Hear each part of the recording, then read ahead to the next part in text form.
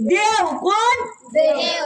आमच्या कीर्तनात जड माणसं नीट उभं राहत नाहीत.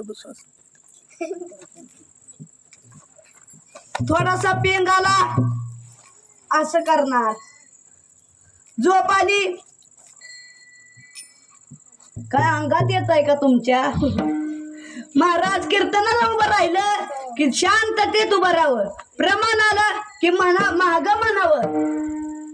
महाराज एवढा मोठा अधिकार त्या नामदेव महाराजांचा होता. एवढंच नाही तर एक दिवशी नामदेव महाराजांची आई नामदेव महाराजांना म्हणतात, नामा अरे उठ, तुला आज मी उठणं जाऊन आंघोळ घालणार आहे. नामदेव महाराज म्हणतात, आई एवढ्या लवकर मला उठवलंस काय? एवढ्या लवकर उठवलंस, पण आज काय आहे? आई म्हणतात, नामा अरे दिवाळी पाडवा आहे म्हणून तुला आज उठणं लावून आंघोळ घालणार आहे. आई तू मला आंघोळ घालशील, पण माझ्या त्या भगवंताला तू आंघोळ घालशील का? आई म्हणाली, मी आंघोळ घालते, पण तुझा तो पांडुरंग तो इथे येईल का? इथे येईल का म्हटल्याच्या नंतर महाराज विठ्ठल विठ्ठला विठ्ठला विठ्ठला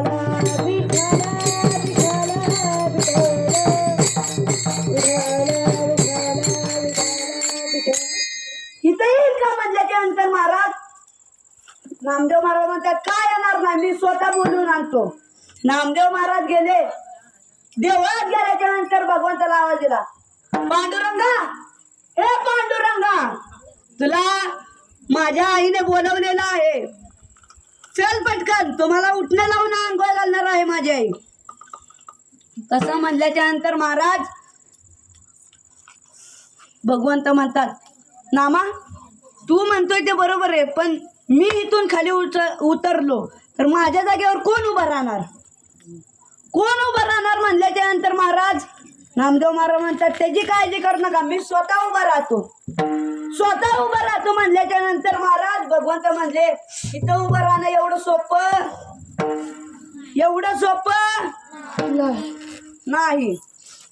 महाराज नामदेव महाराज म्हणतात, का सोपं नाही? विटेवर तर उभं राहायचंय, कटेवर हात ठेवायचाय. नामदेवा विटेवर उभं राहायचं आणि कटेवर हात ठेवायचं एवढं नाही र. मी काय सांगतोय, माझ्या काही अटी आहेत, तू उभा राहा, पण माझ्या काही अटी आहेत त्या अगोदर ऐकून घे. तुला मान्य असेल तर इथं थांब. तसं म्हणल्याच्या नंतर महाराज भगवंत अटी सांगतात, काय? माझे भक्त मंडळी येतील, काकडा आरतीला येतील, सुरुवातीला गरम पाणी टाकतील अंगावर, सहन करायचं. सहन करायचं म्हणल्यानंतर महाराज नंतर गार पाणी टाकतील, रागवायचं